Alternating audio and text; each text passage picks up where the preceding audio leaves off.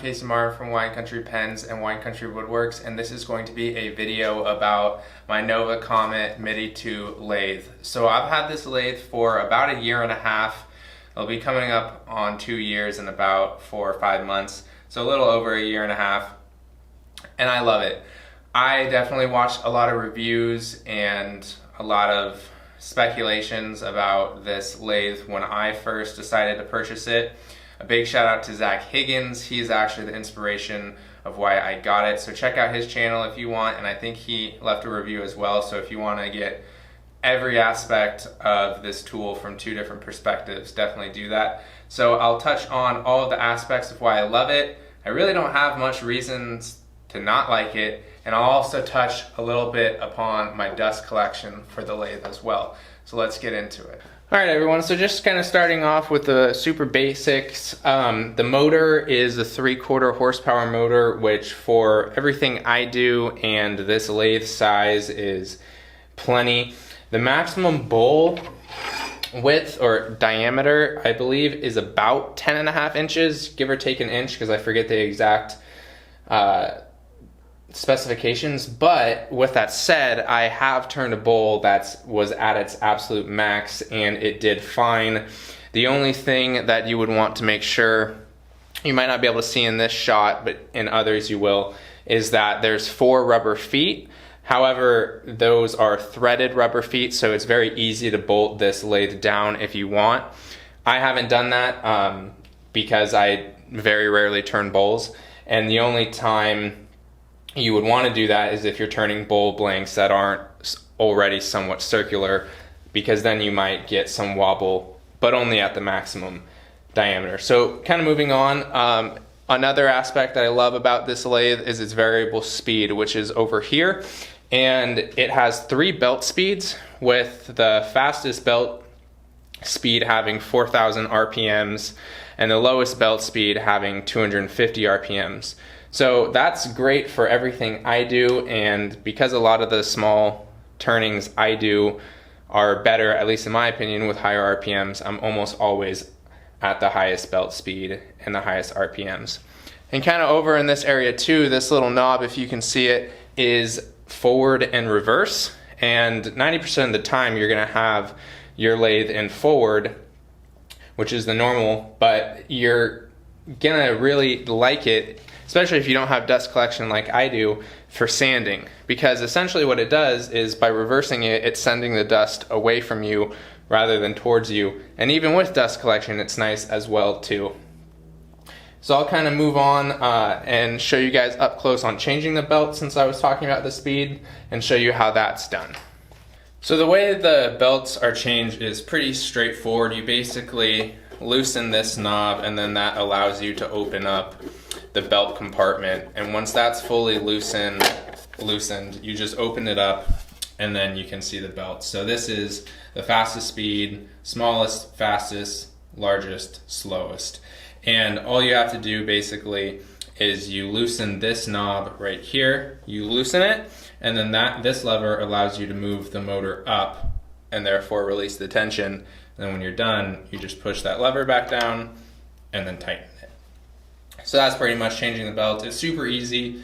Like I mentioned, I don't normally change belt speeds that much, so I'm almost always on this one, but whenever I do, it's pretty quick and easy.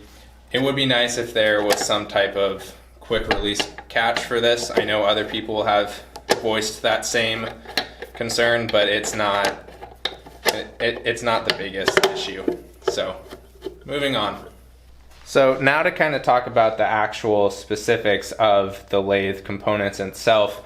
You got this tool rest right here, which I really like. It's super easy to move around.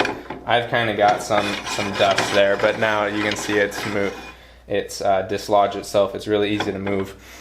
And same goes with this as well. Super easy to move.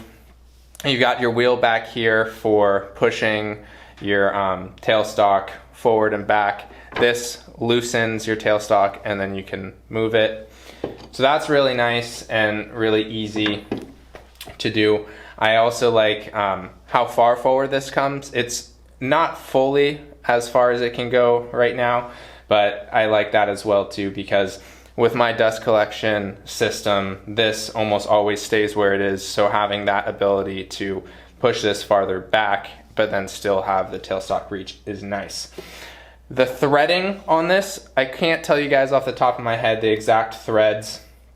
If I had to guess, it's like 3/4 by 16 or something like that, but I'll leave a link down below to this product, and in the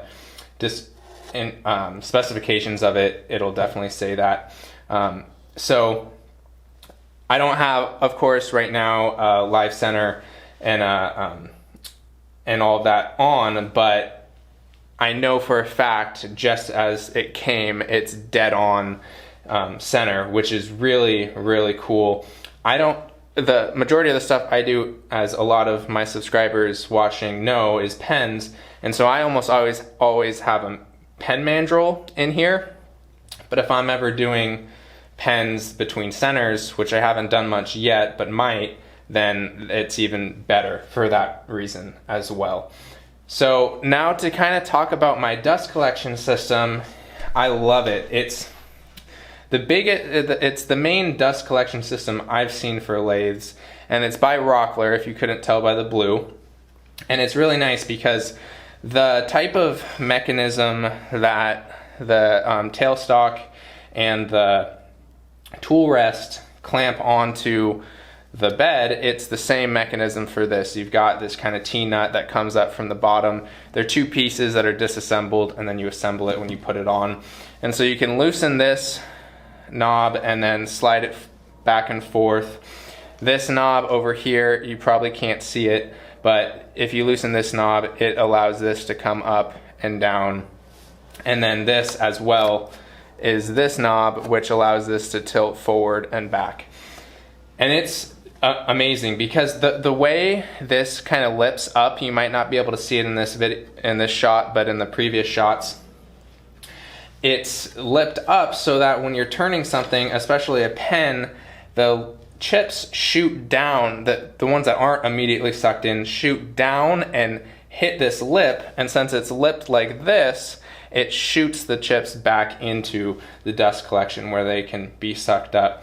The whole system, I forget the exact price, but I don't think it was more than like $50 or $70 at the most, which even if it is that much, it has been worth every single penny of it. So I highly recommend that dust collection system. Of course, for bowls or anything else, it won't work, but I've used it for bottle stoppers with a little manipulation of the position. You know, if you're doing longer handles, like keg handles or anything like that, pretty much any tailstock turnings that aren't, or spindle turnings I should say, are gonna be fine on it. So I'll touch on a couple more things and then I think we can wrap this review up.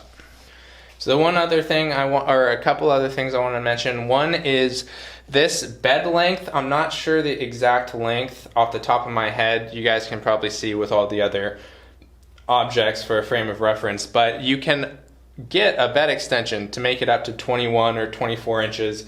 I forget the exact length, but if you wanted to turn baseball bats or like other things like that, you could. So that's nice. Of course, that's not going to change the motor speed for anything that's like really large spindles in terms of thickness, but that is something you can get. What's also really cool that I wanted to mention is this right here, this wheel that just normally turns the piece. This can be substituted out for a grinding wheel. There's a couple other things that you can attach right here, but basically, because as anybody or most people who have a lathe know, this turns with the motor because this is all one piece. And so basically you can have a grinder hooked on here. I already have a bench grinder, so I didn't need to get one. But you have a grinder right here and you could literally stop turning for a second without turning the motor off, grind your tool to get it super sharp again, and start cutting right away. So that's really cool. If you guys do get this lathe, that's definitely worth looking into, especially if you don't have a bench grinder set up already. That's something that's really cool. So that's about it. I'll say a few final words and then I think we're good to go, guys. So I really hope you all enjoy this review. I know a lot of my current subscribers and viewers are lathe and pen turners themselves. And so I really hope this review helped some of you guys who might have been looking for a upgrade or just curious about the tool that I use for the majority of my projects. So I'm sure there's some aspects that I missed. Like I mentioned at the beginning of this video, go check out Zach Higgins' review as well. I'm sure there's a couple others. And of course, the specifications on the product site itself will let you know all the super specifics, like the threading, for example, and other things that I didn't know exactly off the top of my head. But I sure hope you guys enjoyed the video. I plan on doing a couple more tool reviews if you guys are interested in them. I think it's always nice to know, from people you trust, because I hope you guys trust me, and I'm just giving my honest opinion. I personally watch a lot of reviews before I purchase something, so I thought I could help everyone out. So anyway, without much more rambling, I hope you guys liked the video. So like it if you liked it, subscribe to the channel if you haven't already, and I'll see you guys in the next one. Thanks for watching.